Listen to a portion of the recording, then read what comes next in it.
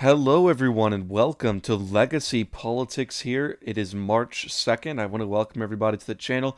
246 subscribers. Please subscribe if you haven't already. And thank you to all of my current subscribers. Let's try to get that number up. We've been staying at 246 for a while now. And I know that's probably because I haven't been posting that many videos, and I do apologize for that. We are currently in the process of moving into a new house. And that's why you're not seeing me on the camera today. Because my camera is packed up, my mic is packed up, and all that stuff. So I do apologize for that, but I wanted to get this video out because I haven't posted in a while, just because I've been super busy with debate tournaments and stuff like that. But we're here today.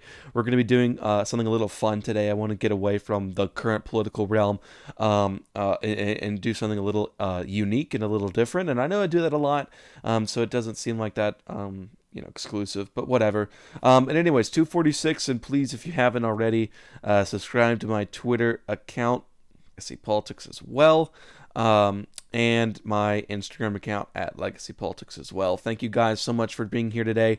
We're going to be doing something really fun. We're going to be talking about what if President Trump had lost in 2020. We're going to do an alternate history of Hillary Clinton versus Ted Cruz for the 2020 presidential race for office.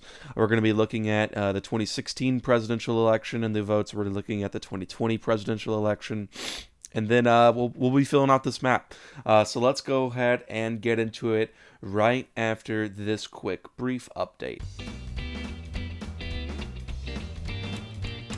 Speaking of votes on the House floor, this one was close, just a couple of votes over the hurdle that they needed. The House did pass, ultimately, this measure now to increase the stimulus payments to individuals from $600, which was in the bill that passed last week and that the president ultimately signed, to $2,000, which is what the president says he wants.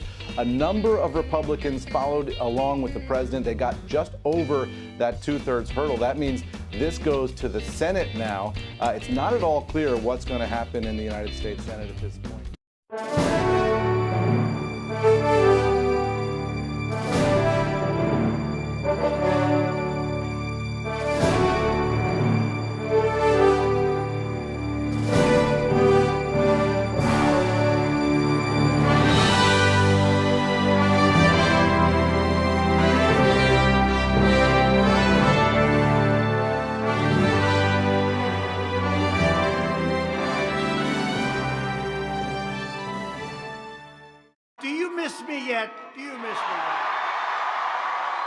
I'm going to continue to fight right by your side. We will do what we've done right from the beginning, which is to win. We're not starting new parties. You know, they kept saying, he's going to start a brand new party. We have the Republican Party. It's going to unite and be stronger than ever before. I am not starting a new party. Many people have asked, what is Trumpism? A new term being used more and more. I'm hearing that term more and more. I didn't come up with it. It means low taxes and eliminating job-killing regulations, Trumpism. It means strong borders. It means no riots in the streets. It means law enforcement. It means very strong protection for the Second Amendment and the right to keep and bear arms. It means support for the forgotten men and women who have been taken advantage of for so many years, and they were doing great. And it means a strong military. And of course, we respect our great American flag. You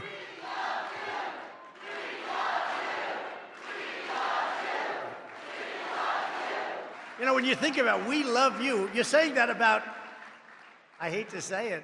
Am I a politician? I don't know. Maybe I'm a politician. I hate to admit it, but that's really, it's an honor that you would say it. We believe in patriotic education and strongly oppose the radical indoctrination of America's youth. Who knows?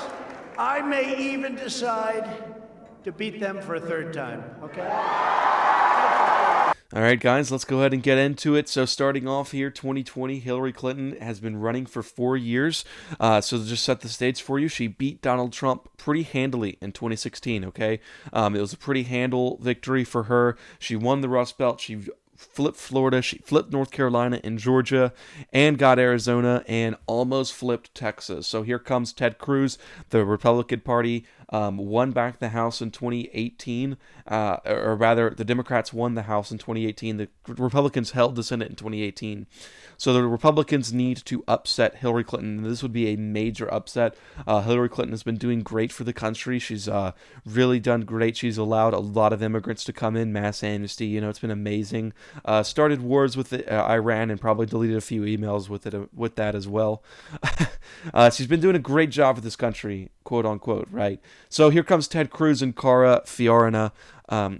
Fiorina, here to challenge Hillary Clinton to not get her reelected. So let's start with obvious states here: Washington, Oregon, California, New York, Vermont, Massachusetts, Rhode Island, Connecticut, New Jersey, Delaware, Maryland, Washington, D.C., Maine's at large, Illinois, and Hawaii, all going and Virginia. Virginia would definitely be solid for Hillary Clinton, not even close. All going to the president, President Hillary Clinton. As for Ted Cruz, it'd be solid in Utah, Idaho, Montana, Wyoming, North Dakota, South Dakota. Nebraska's at large, District 1, District 2, District 3, Kansas, Oklahoma, Arkansas, Louisiana, Mississippi, Alabama, South Carolina, Tennessee, Kentucky, West Virginia, Missouri, and Indiana and Alaska. That would be the safe states. And as always, it's coming down to the swing states. Let's talk about Nevada.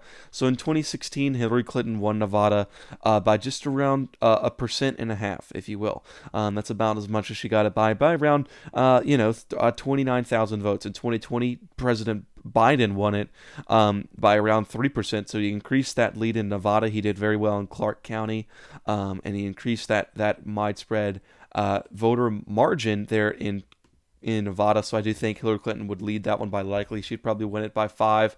So I'm going to actually put it in safe blue for Hillary Clinton there for this alternate history map. Now in Arizona in 2016, Donald Trump won Arizona by 4 points.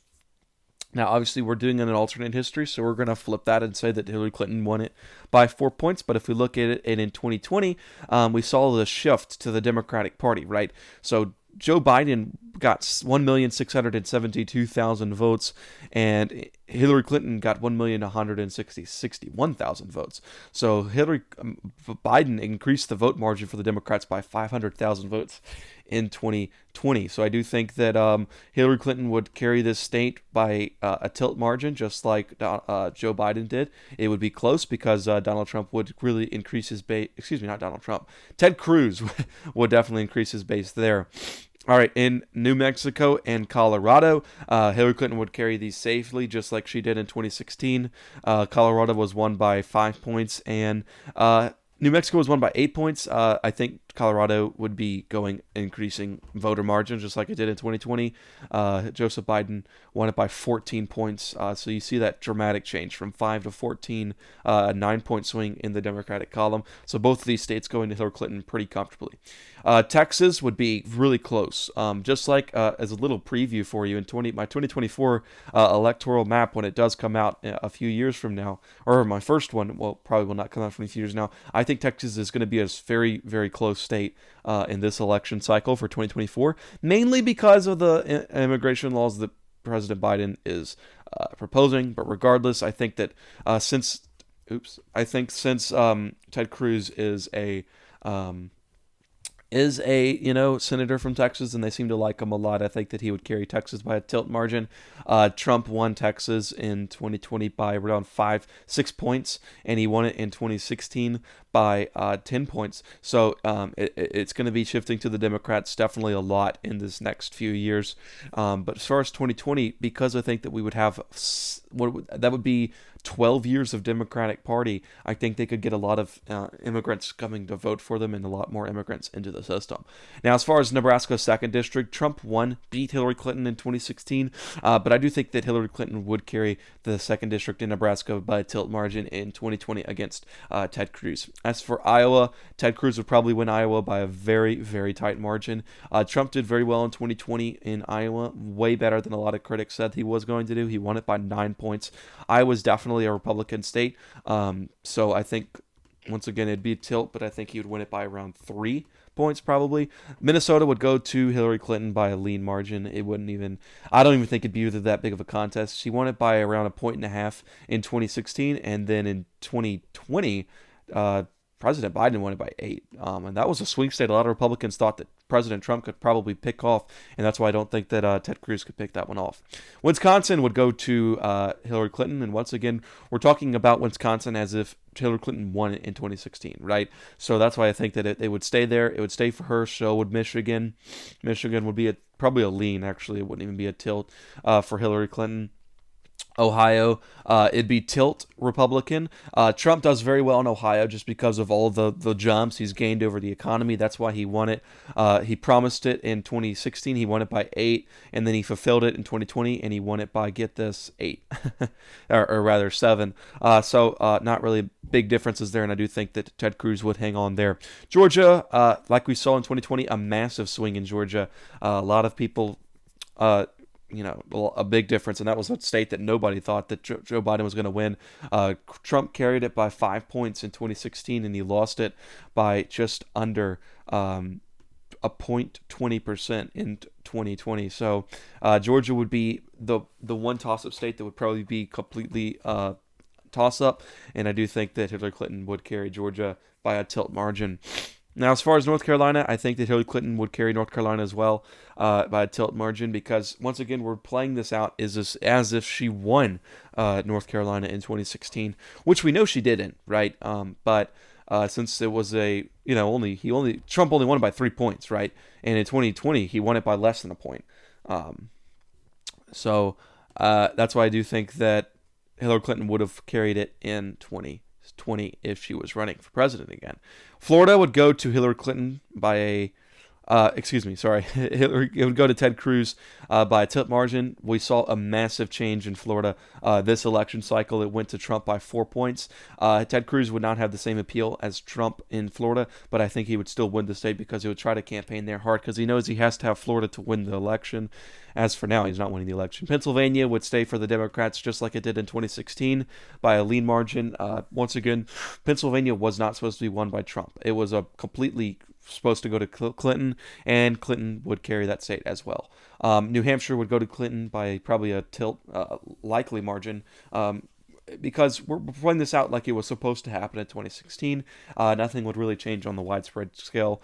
And then in Maine's 2nd district, that would go to Ted Cruz probably by a lean margin, and then Hillary Clinton would win the District 1 by a lean margin as well.